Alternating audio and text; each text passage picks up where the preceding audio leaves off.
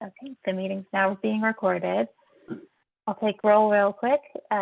Committee Member Haroff, I'm here. Committee Member Paulson, Here. Committee Member Wagstaff, Here. and I'll note that Committee Member Kunstler is absent.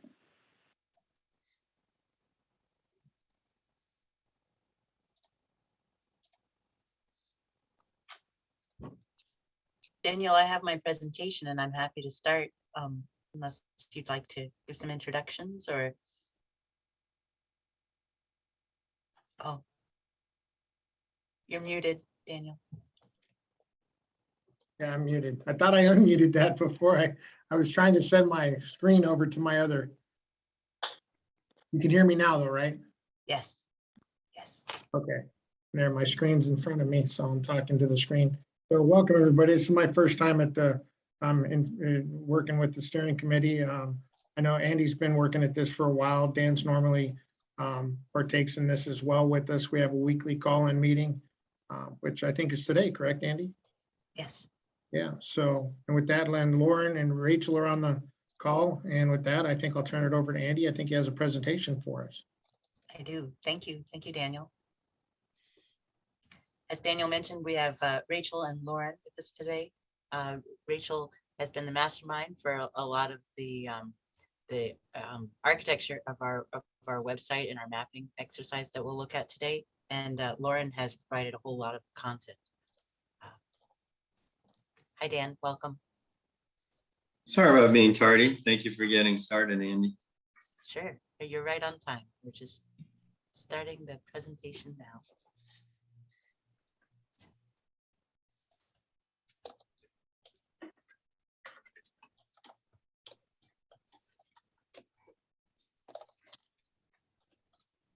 So steering committee, thank you so much for showing up today at your lunch hour. Really appreciate your time. And we're looking forward to getting some feedback today. We're going to share with you some of our website resources and how our team has contributed to the site's analysis process. And we're going to help you discover tools for inclusive public engagement. And we're going to ask you to provide feedback to the upcoming public workshop. So this is our quick agenda. We're going to go through these slides pretty quickly. It's and then I'll demonstrate with our online tools, and I'd like for this to be as informal as possible. So if you have any questions along the way, please don't hesitate to speak up. So we'll look at the website, sites analysis, mapping exercise, and workshop preparation. So first of all, the website, we've developed some branding. So with all of our outreach going forward, you'll see this this logo. Living in Larkspur is the tagline, and that's also the name of our website. So livinginlarkspur.com. There's an ability for people to subscribe. We are avoiding the concept of registration because we are trying to lower the barriers to both receiving and sharing information for the public. We'll go to the website as soon as we conclude with this presentation, but I did want to show you that we do have a whole list of FAQs that we respond to within the website, and we're always happy to add to that. We have our every portion of the site. We also have it available in Spanish, so we've had it interpreted and prepared for inclusion of Spanish speakers who may or may not currently live in Larkspur. And just a reminder about the importance of AB 686 through the site's inventory process and also through our outreach process. And where this is especially going to be meaningful is when we come together with the goals and policies part of our process. And so that'll, in the next step, you'll see where this gets interwoven a lot more into our discussion and into our analysis. So just a reminder of the required factors: fair housing outreach and enforcement capacity discovery, analysis of segregation and integration patterns and trends, which we will be receiving some information from the county to help us initiate our writing, and we'll be involving you with our drafts along the way and looking forward to your feedback. We'll be researching into disparities for access opportunities And our equity educator is initiating all of that right now. And recognition of disproportionate housing needs. And this is also an important one, displacement risk mitigation. So as this is an important one for our sites analysis process. So we'll be looking at some sites that currently have homes, people living there. We also have sites where there are businesses. And so one of the things that's been made evident to us through HCD is the importance of not only thinking about displacement risk for living conditions for people, but also for businesses. And there's some exciting new ways to approach that. So we're looking forward to bringing those through our process and to your attention. So the website has places where people can gather information, learn about presentations like this one, and also the one that where we came before you, so they can access that, and they can also make suggestions into the future. So our sites analysis progress. I wanted to remind you of a slide that we brought forward in the last presentation, and it's about reusing sites from the 4th and 5th cycle. So if we're reusing sites, we have to remember that there's a rezoning requirement within 3 years. If we don't, this is the new information. If we don't meet that deadline date, then that rezone needs to occur within a single year, within the first year after January 2023. So as much as possible, we encourage the rezoning to occur contiguous. So at the same time, we want it to happen at the same time as the housing element draft, review, and adoption, so that way we're not met with any surprises if potentially for HCD review reasons, if there is a need to go beyond the deadline. So we also need to make sure that any site that we're reusing, that residential use be allowed by right, and that the density is oh, and I apologize, this does say 30 dwelling units per acre, but I think that in Larkspur it actually is 20 dwelling units per acre is the proxy for affordability. Sorry, I didn't catch that the last one. And the developments need to have at least 20% of the units affordable to lower income households. So as a reminder, also, these were the 5th cycle sites that were used. And we've incorporated this knowledge into our process and reporting back. And our criteria for these initial 6th cycle maps, and I want to emphasize initial, so we're bringing this to your attention. We're hoping to bring it to a community workshop, and we highly value your feedback today towards that goal. This is the criteria that we've been using. We've been looking at the prior housing element opportunity sites, looking at any vacant sites. We're also keeping a keen eye out for property owner interest, past developer interest, and this is all of interest to HCD. They would like to know about the likelihood of sites being developed, and the stronger rationale and defensibility we have for selecting a site, for instance, whether or not a property owner has an interest, then that decreases the amount of pressure for our buffer.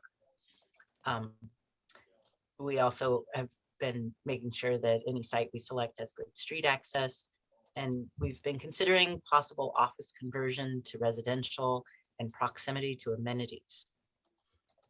So out of the sites that we've initially selected, and we worked closely with Neil Toft to come up with our initial list, and keeping in mind that we really need to cast a wide net for this initial map.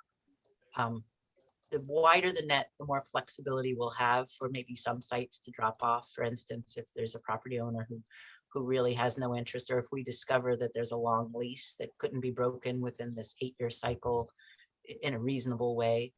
That kind of criteria is new to the housing element update. And the more flexibility we have early on in the process, the more we get to also hear from the community about their preferences. Andy, can I ask you a couple questions on that last slide? If you can just go back for a second. Of course. One was, very basic. When you said possible office conversion, I'm thinking, are there other forms of upzoning? Can industrial, like, stuff around, Trader Joe's or, any of the, can you speak a little more to that? And then the second question, just to get it in, is, sites can be added, and there's a big link there. Is that all integrated with livinginlarkspur.com? I would imagine you want a one-stop shop. That's correct. Yes, we want that to be a place that, well, for one thing, it's not a static website. So we've launched it. We've initially folded in all kinds of opportunities for people to interact, to gather information, to share information. And over time, that will just become more and more robust and specific to our goals for creating this end list that we'll have. And we're certainly open to, and you'll probably see with this map here that while we have this list of criteria, it is not exclusive to what our lens was in considering sites. We looked at the map and we really wanted to cast as wide a net as possible, and we're including some sites that that may very well get dropped off, and they may get dropped off because maybe it's understood that the community is really not supportive of it at all, or that the property owner really has no interest, or that there's a long lease. Those are some examples. Another example may be, and it may be out of recommendation from us as consultants. For instance, when we ran the numbers, we looked at some scenarios and discovered that, well, gosh, if we wanted to maybe suggest that you maintain the downtown as is, in other words, if there were housing units that maybe got integrated with any redevelopment in this 8-year cycle, you would still get credit for that.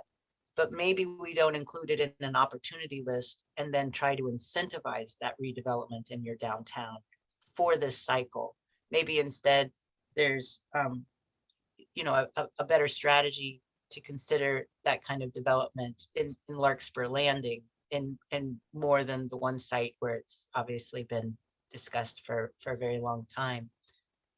So that's what we want to offer to you today is that kind of flexibility so that we could make those sweeping recommendations and still maintain not only the 979 RENA number, but what we're wanting to do right now as your consultants is to enable at minimum a 50% buffer, because as we come in to start talking with you about policy options, we're going to be bringing forward an opportunity that's new through HCD that may be a real magnet for your goals. And we don't want to preclude that opportunity for discussion by having any less than 50% of a buffer. And we've again run the numbers in several different scenarios, and we find that there are many different ways that we could reach that 150% of RENA while still addressing and being responsive to many different ways that we may hear from the community that they would like to see this shaped and formed over time. So we've got a draft document ready for you, and it's a sites analysis, a sites inventory analysis chapter.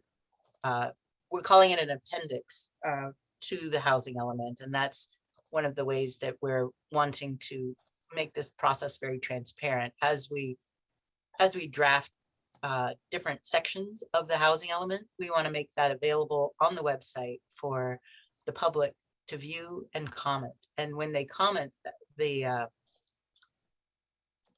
technology that we're using, it enables people to comment directly into the document, and we can easily export it so that you as decision makers can easily grasp where conflicts may be arising or where there may be a deeper discussion or a deeper dive for analysis. So we've brought these sites into this balancing act tool. And this is what we'd like to bring forward to the workshop. So you can see up at the top, there's a thermometer that says minus 979 housing units, and that's the RENA number. And again, we'll look directly at the site following the presentation so that we can click around, but I just wanted to give you a snapshot of what it looks like. We've discovered in working with this tool that it's easier to just have labels that are letters and numbers so that it doesn't get cluttered. And those letters and numbers then relate back to a list where people can decide to add housing units or subtract housing units. If they want to know the address for that particular site or addresses, then they hit the information of the little I button. From there, you can also hit more details, and that's where you have access to seeing the site specifically in an interactive mapping. So the idea is for this to be an informed decision-making balancing tool, and that's the namesake of the technology that we're using, and that's because it enables people to show their preferences for location of housing. And in the end, we get to see where they prefer to have housing, and then also which areas are not popular for future housing in Larkspur. Andy, this is Kevin. Can I just interject one Of course. question real Please. quick? Particularly, but not exclusively, with sites that have previously been identified as candidate sites and will be considered in this process. Those sites were identified some while ago at this point, and in the interim, there have been other developments that affect whether some of those sites may or may not be appropriate. And sea level, the potential for sea level rise. Gabe mentioned the area over by Trader Joe's. Trader Joe's and Sure. Beverages and More. Those are in areas that are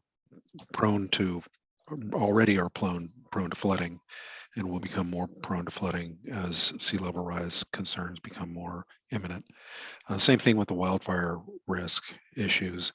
That issue has come to the fore in the last year or two as much as anything, and after really some of these sites initially were identified. So as we're keeping these sites in the hopper and identifying in other sites for purposes going forward, where do those considerations come in? That's a great question. We are looking at our hazard areas within the information that we have available to us, and yes, we are right now including the Cost Plus site, Cost Plus Plaza site, recognizing that this is going to be a deeper discussion about climate adaptation and how do we reconcile that with potentially being an opportunity site or not. And as soon as we're done with this presentation, I'll get into the map that displays all of the hazards, and so we can share our way forward. Now, it may well be that some of the sites we remove from the list because of those hazards. Now, as far as fire, a town certainly has an opportunity to remove something if it's understood to be on the WUI map. But as far as HCD is concerned, if it's not on the high fire hazard risk, then They don't care. It isn't precluded for that reason. Yes, and even for flooding, because that can be mitigated. Now, climate adaptation, of course, is something different. So so this is exactly the place where we would like to know from people, is this a trade-off that is worthy of further consideration, or do people say take this off? For instance, if this were a site that could be that could face consequences from climate adaptation. This is a place where the community can share their concerns. Yes, Gabe. Andy, if I could just chime in too. Yeah. One thing, Kevin, I want to make sure everybody understands is this is not a list that was put together a long time ago. This is a list that your project team put together 2 months ago and it's been refining ever since. So everything on here we think potentially is a site. The fact that some of them have mitigation challenges is a conversation for a different process, not the housing element exercise. Oh, okay, and that's fair enough. I mean, my impression was some of these sites had previously been identified. Now they may have been re-identified in the context of the present exercise, and that's fine. But I just was curious to know how these other issues came into whenever it was done, the site selection process, and to whether HCD really cares about those considerations. It sounds like they do, maybe at the margin, but not otherwise. I think the fact that our appeal wasn't really considered seriously Shows that. Yeah. is an indication that those are not factors that interest HCD or ABAG. Yeah. I can say that within the memo, Gabe, I just want to respond to this quickly, and now that might come to you, that we will, that HCD does require a recognition of those kinds of risks and a declaration of mitigation that would be undertaken for that. Yeah, Gabe. Yeah, so I just wanted to carry Kevin's point a little bit further. I spent the last 10, 15 minutes looking over the site, which is great. I'm living in larkspur.com and registered and all that. What I'm wondering is, I sort of see three elements, and maybe you're getting to this, but one thing we have in your barometer is we have 979 units. We want to get there. We want to go over by roughly 500, to have a good pool of candidates that'll winnow down. The second thing is we're asking the community to do a score. So, if we're talking about cost plus, 60% of the community may say yes, 40% says no. That's something to deliberate for policy. I think what Kevin brought up, and I've been thinking about a lot, is a third element, which would be, something that we score it based on, a set of criteria. So, Daniel, Hortent, you presented to us in a couple of the meetings, I think it was Ordinance 1055, that you're using the Department of Forestry fire hazard maps, and they're pretty stringent. And so there's a lot of stuff where, we think HCD may say, you're overdoing it. Just because you have a eucalyptus tree on your property, you can't call it a fire hazard or whatever the case may be. But if we could sort of rank our 1,500 pool by, a set of objective concerns like fire, flooding, equity, whatever. I don't know if that's. I have to interject. I strongly discourage what you're saying, Councilmember Paulson, Vice Mayor Paulson. You're suggesting we handcuff ourselves from being successful. I mean, we have to do this exercise. Your staff spend extraordinary amount of energy, time, and resources to give you the list of possible sites that are going to fly to be successful with the exercise, knowing that there are mitigation problems. If we now are going to say we're not going to put housing because of local preferences for mitigation issues, we might as well call it quits, because basically we have to take about half this list off for various reasons. I mean, I just don't think, I think we will not be able to succeed if we winnow down the list based on hazard mitigation issues. Right. So Dan, I appreciate that. I mean, it's good to know that in a way you're answering my question, which is we've already done a lot of this, whether it's, scored or publicized. I don't think I was suggesting winnowing the list down. I think I was suggesting a ranking. So just the fact that 40% of people would oppose cost plus doesn't mean we don't use cost plus. I think we're looking for an optimization. What scores, based on public interest and based on the work you've done leads to ideal candidates. And I don't know if that needs to be public or if that's just something we kind of toss around now, but it seems that that would help inform the decision. Because if we have, something way up top Madrone Canyon as a candidate, that's fine. But if we know that there are 1,499 other choices ahead of it that are less dangerous, I think that might be good information. I guess my response would be, I don't believe you're going to find a site on this list that isn't developable. That we didn't put anything on this list that is at the top of Madrone Canyon. It's not there. Okay. We've already determined that we genuinely believe these are legitimate development sites. We didn't put anything on this list because HCD will call us out on things they know aren't legitimate. So we were very careful in that respect. Okay. And you feel like there are 1,500 possible candidates, just to cut to the chase? More than. More than. More than. Okay. And it's essential that at this point that we have more than that, because through this mapping process, we'll end up with results similar to what you're suggesting. That we'll have those kinds of ratios, like you mentioned, that people are essentially voting on sites, and de facto will also understand which sites are not the areas where the community would like to see future housing built. Okay, so I think, Dan, you've kind of answered my question. I mean, the scoring was, to me, pre-qualification, and I think you're saying we've pre-qualified.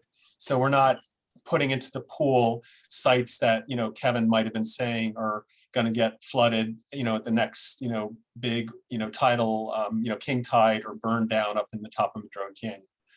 I'm not going to say that there aren't sites that have flooding issues. I think that flooding issues are mitigatable. Okay. And I don't believe you should be stigmatizing any of the sites on this list for that issue. You should be saying this is a potential site, but has mitigation issues. Okay.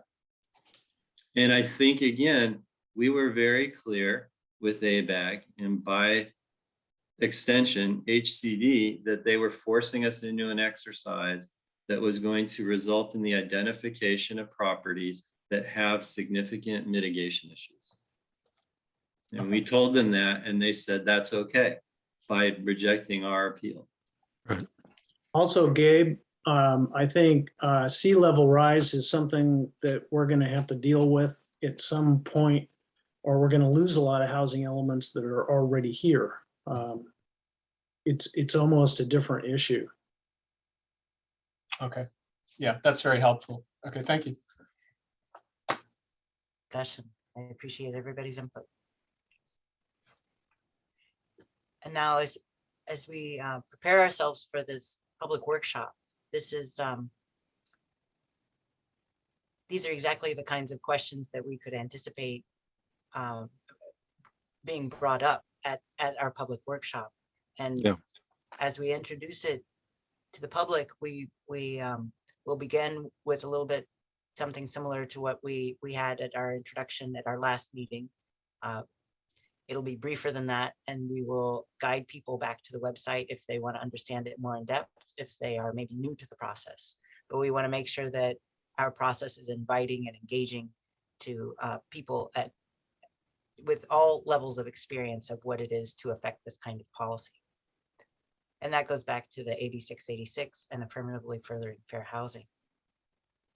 So we'll also be talking about opportunities and constraints specific for each site or a combination of sites. And we'll have David Masonton from ELS, Architecture and Urban Design, with us at that meeting to talk a little bit about urban design concepts to consider. We'll then have a demonstration of the housing simulator tool, which we'll look at in an interactive way here in a minute. And then what we've heard feedback from meetings similar to this is that the informal Q&A, when we have it for the whole second half of the workshop, that's just really the place where people find a lot of value, so that they can, in an informal, a much more informal way than say in a council meeting, that they're not confined to only 3 minutes, and that it can be a back and forth discussion and it can be iterative, that we've heard feedback from other communities that's what they found to be the most both stimulating and educational. And then, of course, then we'll also be reporting back about the results from the housing simulator tool that we're using, and also all of the comments and questions that we hear. So this is an example of what we like to pair with the mapping exercise. We like to have with it, and we're building this right now on the back end of our website on a page that isn't yet published. For each and every one of those sites that we just reviewed briefly, we then have a list of rationale and constraints for each of the sites, opportunities, constraints, and then an ability for people to submit feedback. And we like to use emoticons because sometimes in reading people's comments, it can be a struggle to learn, are they satisfied with the site or not? So being able to have that immediate feedback, we find that people almost 100% then follow it up with an explanation of why they selected that emoticon. So we share this with each of our decision-making bodies going up the ladder. So we'll be bringing this to the Planning Commission and then to Council to help inform your decision. So while this workshop won't be in person, we like to have it feel that way as much as possible. And we are open to other ideas that you might have for it. Oops. And I have a few other slides if there's any follow-up questions, or if there's any anything that you'd like to discuss from the presentation we had the last time. And went Andy, a little more into need. just a quick question, a practical one. Maybe I missed if you said it. When do you anticipate the workshop to occur? Well, that's something that is in some ways going to be determined by your feedback today. We need to. We're here to see if you have any major concerns about our approach and our inclusion, and if all is a go, then Dan, Allison, and Daniel and I will all come up with a date in late March is what we're looking at now. Oh, okay, that's soon. Okay, which is fine. It's really just an informational question, partly prompted by the fact that you're obviously intending to do this online, and that's probably appropriate. Of course, fingers crossed, at some point we may be able to have some of these meetings in person, which is always a more valuable way of doing it, especially for something like this. So maybe we'll get to that point. I doubt we're going to get to it by the end of March. So we do plan on having more than one workshop, and the second workshop would be much more focused on policy, and another workshop that we're only beginning to sort of dream about is the idea of having one that would be regional. And I just want to sort of plant a seed for this idea. It would be specifically meeting with community-based organizations who represent the housing need that we are wanting to resolve solutions for, and to be able to provide a listening session that is regional with leaders from each of the communities that we're working with in Marin County. We find what we believe will be the most efficient and meaningful way for decision makers like all of you to hear as a representative would speak for the housing needs within the region. And that's important because all of our goals, policies, and objectives need to touch back exactly to that need. And this is the most common mistake that people are making in their housing elements in Southern California. And the reason why housing elements are not getting certified because the objectives and policies are not tying back directly to the need. So we're hopeful that we can pull this together, and that we may count on some or all of you to participate in a listening session with community-based organizations, and that we'll have more information to come for that. But Andy, this is Kevin. Not to distract your presentation. I want you to get back on it, but you just said something that just made me curious. which is the experience in Southern California where they're not getting certified and because of the mismatch. Could you give more specific examples of how that is happening, so maybe we can make sure we avoid them? Certainly, part of it begins with the team, and then the early focus, and whether or not the understanding of the housing need in a community is thoroughly enough examined. So if we can be very specific about our understanding for the need for the community of Larkspur, then our team will be brainstorming about the goals and policies with milestones and metrics that the decision makers here in Larkspur and the community at large can support. And that will go a long way in having us do well with certification, because what has happened is maybe a town comes in with a laundry list of what would be understood as meaningful actions, and they may very well be good actions to take, but what we're hearing over and over again from HCD, and this was true for all of the SCAG communities, out of all of those jurisdictions, only 2 were certified. They're still in process now of revisions, and we want to avoid that for Larkspur.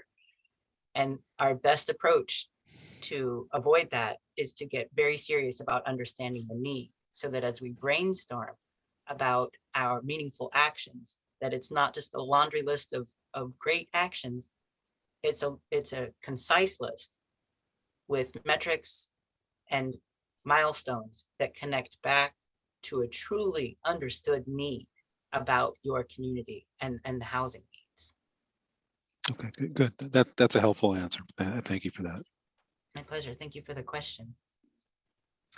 So this is a mapping program that has been put together by ABAG and is affiliated with HCD. So they've been able to inform this map with a lot of data that helps us to more efficiently get through the sites inventory process, including at the end, we can export this report, and it has all of the information that HCD is looking for. It also has information like environmentally constrained sites, but I want to begin with the vacant residential. So we did a deep dive in all of what is currently understood as vacant residential. And for multiple reasons, these sites, some of them have already been built upon, but the APR which will be coming out in the next few months, that will rectify that. In other words, this was vacant up until it was maybe built upon this last year. So we then also take a look at the environmentally constrained sites. And these aren't always for reasons you would assume. Sometimes there is like for instance, here, we can click on these sites and at some point, this is called the HES map. And at some point, I think they're at like version 3.0 now. And I think by the time they get to 5.0, it's actually going to be available for public consumption. But right now we're using it as part of our process. So for instance, when we look at what environmental constraints are here, this is a California protected area. So you can see here also there are other types of natural risks that are compiled from reputable sources. So they have all of the metadata and it's all very current. So these are the layers that we're able to, let me deselect that we worked with your team, well, with all of us as a single team to then come up with, and I'll go ahead and take off the environmental constraint and the vacant. And we can see this might look kind of familiar because we took screenshots of this in order to create the location maps that you saw earlier. And to give a little more context, we've got the satellite. So then our web gurus on our team, Rachel Kane specifically, has been able to bring in through the back door all of those sites that we began working with on the ABAG site. So now these are part of The name of the software is Balancing Act. So in using the Balancing Act, we're calling it this Larkspur housing simulation. So it's a simulation tool, and we can zoom in. Let me get in there. Why isn't it? There we go. Oh, it's because, so when we select a site, we can see, well, where is that site on the map? You see, you can go back and forth with that.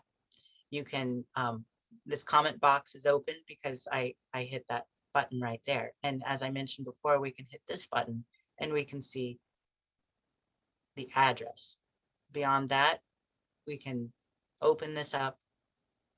It does take a couple of clicks, but this links together with what Marin County has available, this 3-map.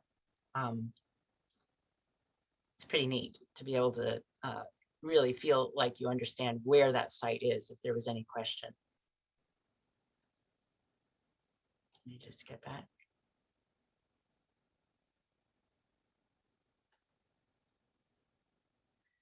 So there's a few other things that happen with this map, and that's that as you add sites, whichever neighborhood it is that you're adding, it adds to this this bar.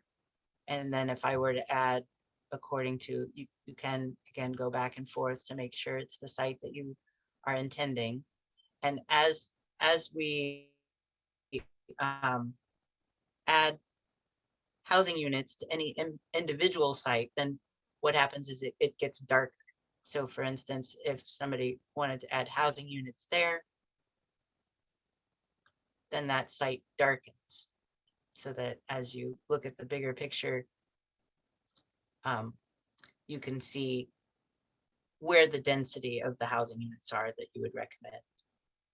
We also have the breakdown of the different categories for the housing numbers according to income levels.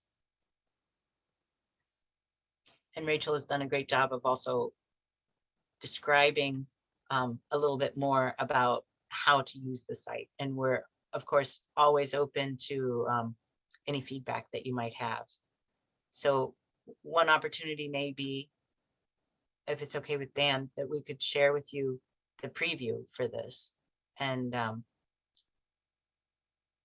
as a committee, you could. That's a good idea. Okay, great. We'd be happy to share with you the preview link so that you can play with it and let us know if you have any feedback prior to that workshop date. So we're on the website here, and I just wanted to, Gabe, I heard that you needled around here just quickly. I don't know if you had any questions about it or if you saw anything in particular that you'd like to share with the team. Oh, you're on mute. Sorry, I said, no, go ahead and keep going. I think you'll probably cover my questions. Oh, great. Well, so this is, I call this the filing cabinet, this resources page. So we have some initial documents for people to view if they want to get up to date about some initial understanding of it. And over time, as we collect more resources, we don't want to overwhelm anybody or have them not know where to start. So we'll be adding to the file cabinet over time. And in each page, we ask people if they have any, well, specific to this one, if they have any resources that they would like to add to this, any ideas, any questions that they have.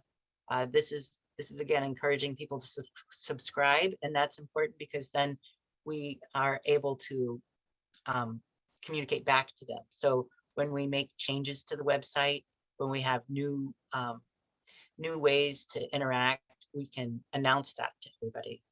We'll be working with Allison, of course, to announce it in other ways as well, with newsletters and the city website and different listservs and social media.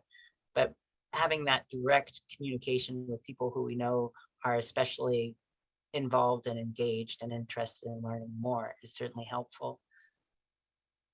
So this is one tool where if people thought that they wanted to suggest additional housing or additional sites to be considered for housing, they could do it here and you just drag and then you drop. There's also an opportunity for if people are certain that, for instance, the Ace Hardware, maybe somebody believes that that site should not be considered. It's not on our list right now anyway, but it doesn't hurt for us to know that that the community is not supportive of housing being even considered at that site. And then we ask people to describe about that pin, whether they live in Larkspur or would like to. An email, the screen name is what ends up showing up on the map. I'm not going to submit this because I just don't want to clutter it with something that's not meaningful. So everything within the map becomes analytics that we can then share with decision makers over time. So this is an area where you can see this was our last meeting that we had together, and this is the presentation that took place. We might also include just this is the live presentation, the YouTube. Let's see, I think there might even, and right here it is. Yes, thank you, Lauren, for making this happen. So you can also just click here and be able to open up the presentation if somebody just wanted to see the slideshow.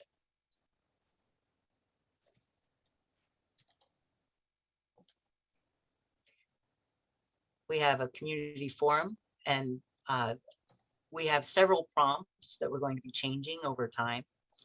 If you have any prompts that you'd like to suggest, we'd love to hear about that. We have one example of what it looks like when somebody chooses to leave behind a prompt. So we're hoping that that can encourage some discussion. We started with a very softball question. Why did you choose to live in Larkspur?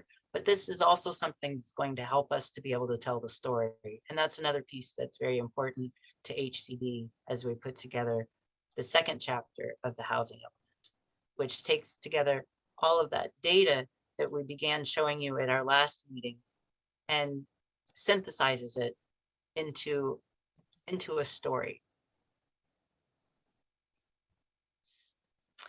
This is a very important one. As I mentioned before, we have sent out letters to all of the property owners for the sites that we have on this initial list. This isn't something that only those who have received a letter can come to. This is something that any property owner who might like to have their property included on this list can let us know more about it. They can tell us the property address, and they don't have to be the property owner. They could be a property representative. And we have some very basic, simple questions. Some of them get a little more complex, but if somebody wants to answer, if somebody wants to be responsive, they don't have to know all of the details about it. What's important at this early stage is just that we understand that there may be interest, and we can follow up with them about that. So let's see. Lauren, I've got you on the line here. Do you, oh, and we also have a link to the city website, if that's, and I believe Allison has worked to create a link that brings somebody from the city website to this site. Andy, can I ask a couple questions? Of course. One of them, I guess I got a little bit lost.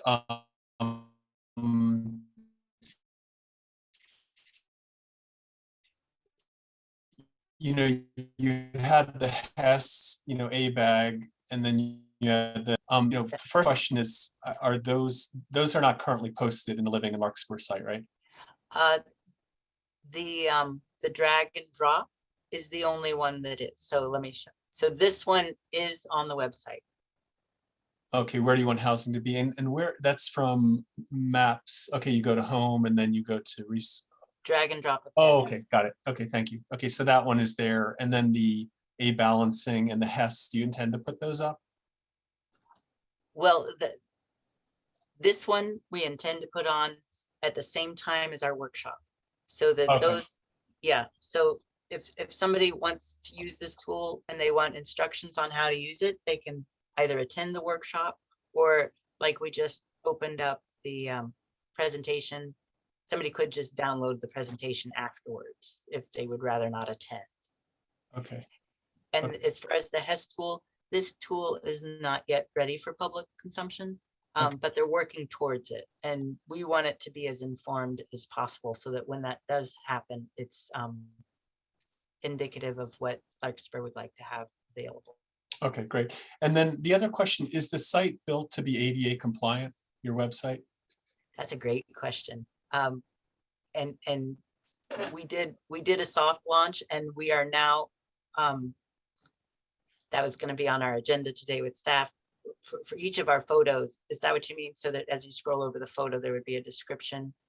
Well, that's one, but a very common thing is, elderly who have vision problems or colorblind, your color codings there mean nothing to them. So I love the fact that the site is in Spanish, and everything is in parallel columns. But for, Larkspur, I think we have less Spanish people than people over 65. And I'm real concerned about access, and this is a, well-published standard. The federal government has put out what a website needs to be ADA compliant.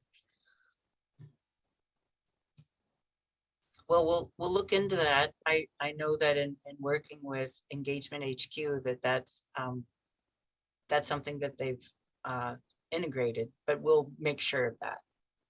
Okay, and last question might be more for Lauren.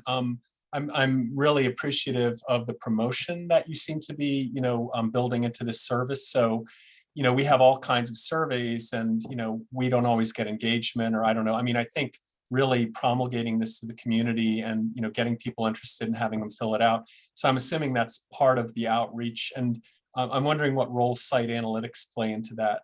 So I would think, Lauren, in the background, you can see if there's any site SEO, site engine optimization or other things, to see where people are following the paths and what paths are dead and so forth, so you can tweak the site. I'm curious what your plan is around that.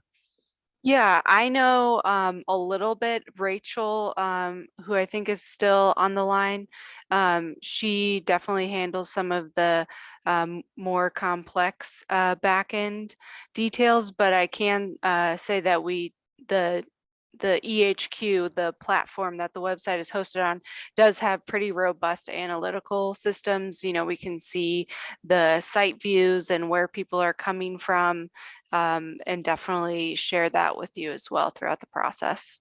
So if I can just put in an early request, I don't know, maybe the city manager can edit what I say, but I just subscribed, and I'm assuming in a town of 4,000 voters, 12,000 people will get, a lot of subscriptions. So every time a subscriber comes or logs on, we could track their behaviors. Is that something that you can provide to us? So, we get more than surveys. We actually can do what most marketing companies do, which is to understand people's intention and digital body. Is that actually something you want to be doing? There is a difference between subscribing and registering. We do have an ability to set up registration, which would do exactly what you're saying, would track people's movements throughout the site.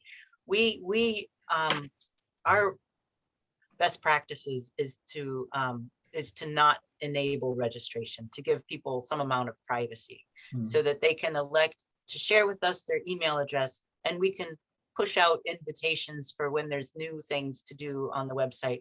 But as far as being a barrier to engagement, that's one reason why we would like to avoid it, because then it's one more password that everybody has to learn, and one more possibility that people won't go dive into the site.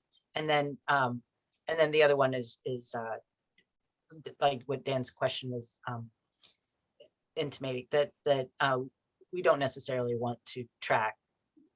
We're government, right? And people are hesitant. We're not Facebook. Yeah, and let me just box in my intention. My intention really is engagement, and most companies would digital body language would just say, are you interested, kind of, or not at all. And then there's usually, knowing that information, it allows you to reach out to people more effectively and get them engaged. I don't think we need to know that. I don't need to know that, Mary Wagstaff doesn't care, but I think I'd be curious to, see that, as part of your service, we have 1,000 really interested people, which grew from 100 because, you could use the back end. I think the government model, Gabe, is if they give you their email address, they're interested. And you just have that's how you have to approach it. Otherwise, you start to get on a slippery slope of public trust. Okay. So, Okay. Yeah, fair enough. I realize though that there is one thing that I would like to share about that though. It's tangential, but that on all of these pages, there is an ability for people to broadcast out. So for instance, Gabe, if you were, personally, I don't have a Facebook account, but if I wanted, and if I did, then I could push this button and it would allow me to just make a list of whoever I'd like to broadcast this out for folks on, and then of course, Twitter, LinkedIn, email. And so, so we can see on the back end how many people are. So if I were to broadcast this to you, Gabe, and then you were to go from that Facebook announcement to this site, then we could see that an individual came from Facebook, and then therefore, over time, 20% of individuals who came to our site came from Facebook, but without all of the personal data, just sort of that aggregate. So that I think what your earlier question was getting to is we could then understand, like, I think even Nextdoor is on there, so that we could understand, well, gosh, not many people are coming from Nextdoor. Maybe we could ask the city to push out that notice on Nextdoor and see if we can up that doorway in. Great, thank you. And I guess since I'll just finish up one last question. Assuming I'm completely new to the site and, I may not be really computer savvy, what is the best pathway to, tutorial or training or knowing all the stuff that, you've illustrated so well in this meeting? If someone's just, seeing this for the first time. Our goal is to have something that is really user friendly. And so, hopefully somebody could even just tool around on the website and just hit buttons and try things on. Nobody's going to damage anything. And Rachel is an expert at really helping people to feel welcome and comfortable with the way that she constructs her website. And Lauren does a great job with the welcoming language. So we'd love any feedback that you might have or that you might hear from the community about ways that we can improve that, that low bar invitation. I have one suggestion. I mean, this is, again, I don't want to get in the weeds, but it seems like you made at least 4 or 5 really good points, like here is the mapping tool, drag and drop. Here is the FAQs, here is, some, if you could possibly make a 2-minute YouTube video, I think that would be, because I don't think people read and I don't think people pay attention for very long, but, most software companies, Adobe, Salesforce, and all, they'll just have a 2-minute thing with a little background music. And I feel that may help people, not feel intimidated and just get started. And it sounds like it's low hanging fruit, like it probably wouldn't be too hard to generate that. We are working on something like that for the mapping exercise itself. So I could see us also just expanding that and maybe doing something separate. Of course, we would have to have this hosted on the city YouTube account. So we'll just have to work through and make sure that's a possibility. Okay, great. Thank you. Thank you for the suggestion.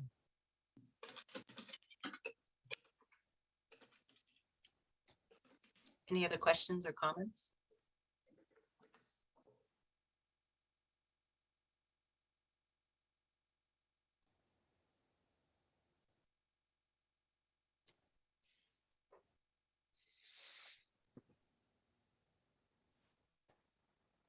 I've talked so much, but I just want to say, I think what you guys have done is great. I mean, I have, browsed pretty much the whole website now, and, and the things that you're going to bring to the table, it's just so difficult, bandwidth and to engage the community. So, pulling in the nonprofits and other groups, to get that meaningful feedback, unlike Southern California, that sounds great to me.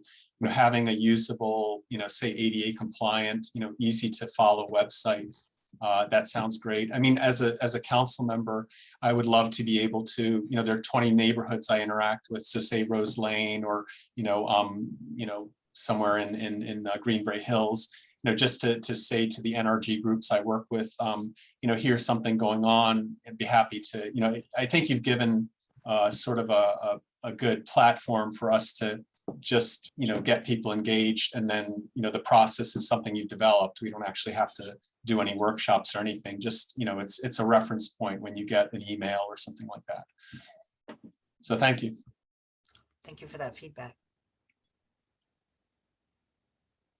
And I'm curious about, like, with your NRG groups, is that something, one of the things that we do is we create sort of blurbs that, invite people to the website, things like that. So I don't know if you have maybe an email list of people that you communicate for that, but I think, Lauren, I think we can provide maybe a little blurb that gives people links and just a quick primer of where we are and where we're going next. Is that Definitely. And I'm assuming, the city manager, I'll talk to him. I don't want to be redundant or do something, but, my practice is to try to talk to, there's 12,000 constituents. I told them that almost as a joke, 1,000 people a year, but, there's certain community leaders, and the NRGs are an easy one for me because I work with them, and just to say, here's a housing, I mean, this is what we're working on, please get involved or ask questions. So yeah, I'll work with the staff and the council just to, be in line with what we're all doing. But I feel that might really help, because I think engagement is so critical. And I know that's a struggle for government and for profit and everybody. So, that's why I'm appreciative of this tool, because I think that's going to be the electronic platform, and especially in the Zoom time of COVID, I think that's how we're going to get stuff done. So I'm happy to help out.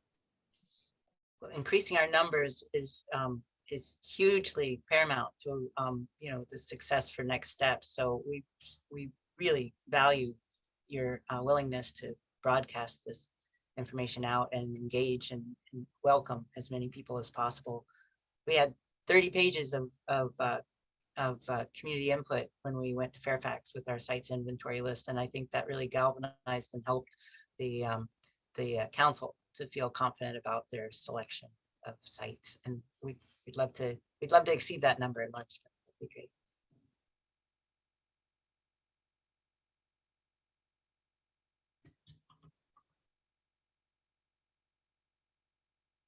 Andy, I had a quick question. That is the Living in Larkspur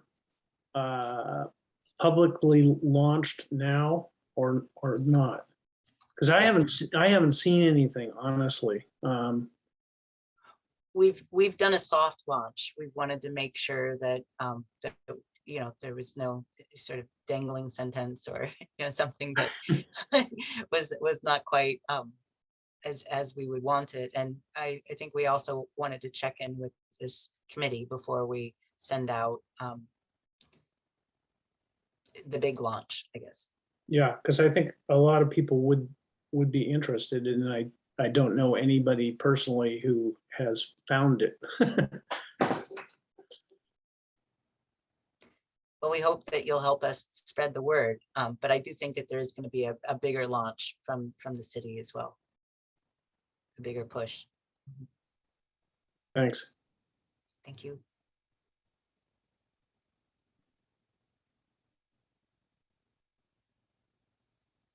Mayor Haroff, is there anything you'd like to add?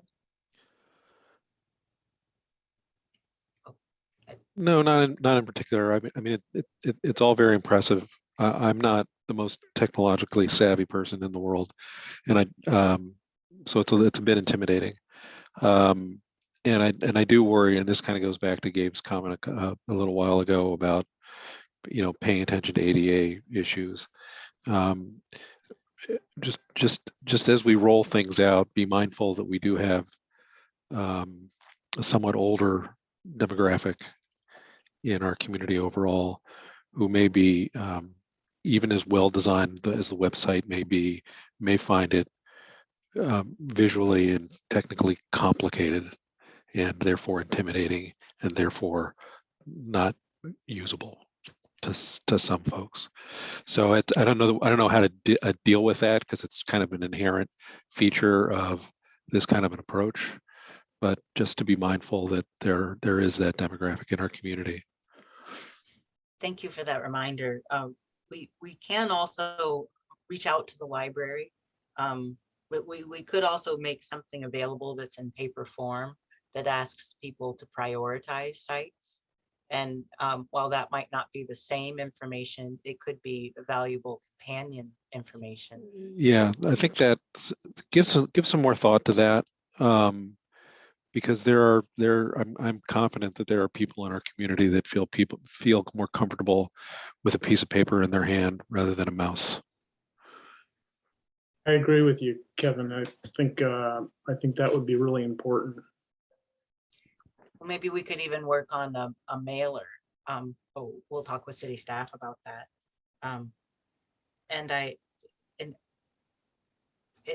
Is the library a good resource for older adults? Is that a place that, of course, with COVID, everything's different than it usually is, but or are there other community-based organizations that you're aware of? I would actually think this is probably not a great conversation the way we're framing it. Let's just say the city staff is available to folks who find the resource difficult. It actually has a little bit of an ageism going on in this conversation that I think is presumptive about who does and doesn't have technology challenges. So I would just like to leave it as the staff is always available to any resident who's experiencing difficulty using an online resource. I think, Dan, I think that's true. I don't think the point is necessarily like not being technologically savvy. You know, the 2 points I see are promulgation and also accessibility, which is, you know, you can be brilliant, but if you're colorblind, you can't really, you know, make out things that are color coded. So that's where the ADA compliance comes in. And I don't know how significant it is. I just thought I'd raise it because, you know, I work in the federal space and it's a requirement. If I build a site for the Coast Guard, it has to be ADA compliant. And then, you know, the promulgation piece, I think, is the paper mailer is, you know, not to say that we're here if you need us, but for us to actively outreach. And I think it's worth, you know, thinking about that, you know, however staff wants to handle it. But, you know, I think that some people from, you know, even MWPA, you know, one of our things was waivers for certain, you know, people, and we didn't really discriminate by age group or anything, but we found that until we aggressively did that through mail, we weren't getting response. So I just wanted to, you know, echo what both Brock and Kevin are saying. I think, you know, again, my overall goal is engagement, you know, getting everybody and anybody to know about this, and if they care, motivate them, you know, or try to motivate them. So yeah, I do believe that's important. And like I said, I'm not the most technologically savvy person myself at whatever age I might be. And sometimes I just feel more comfortable with a piece of paper myself. So some people are like that. I'm with you, Kevin.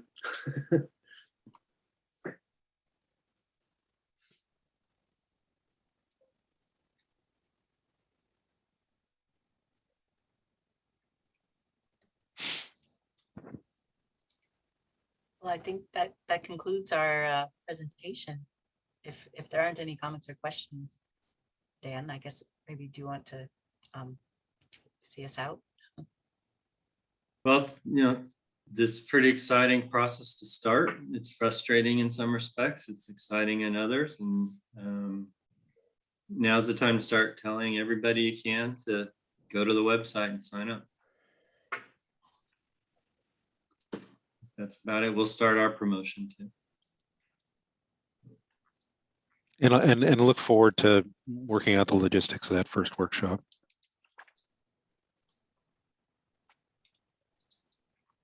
But thank you. This is very thoughtfully done and very well presented today. So we wouldn't be able to do this without you, quite honestly.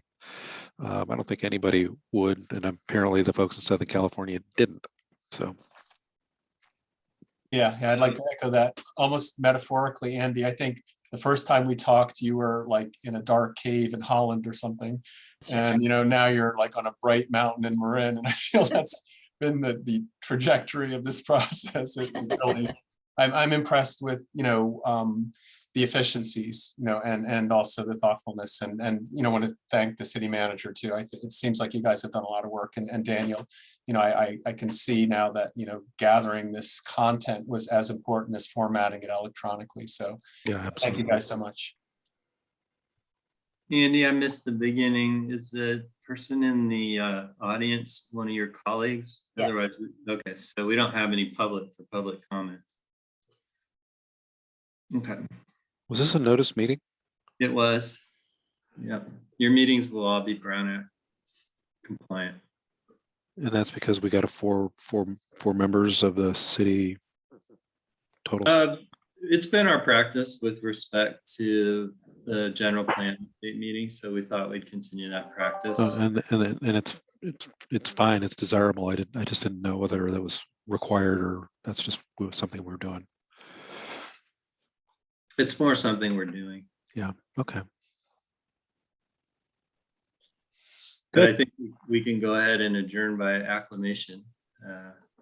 Absent. We don't need to take a vote.